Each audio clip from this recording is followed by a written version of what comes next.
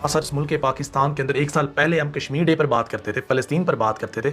आज इस मुल्क पाकिस्तान के अंदर जो जेलों के अंदर एक पॉलिटिकल पार्टी के वर्कर्स को फेंका जा रहा है, वो भी किसी फ़लस्तीन और कश्मीर जम्मू कश्मीर से कम के वो शक्लें नहीं दिखा रही है। लेकिन उनको कौन समझाए कि इस मुल्क पाकिस्तान के अंदर इस तरह के कवानीन जो आप लेकर आ रहे हैं, तरमीम आप जो कर रहे हैं, चोरी चकारी से बचने के लिए, जेल में जाने से बचने के लिए आप लोगों ने ये रिजीम चेंज का ड्रामा रचाया और सिर्फ आपका मकसद अवाम नहीं था।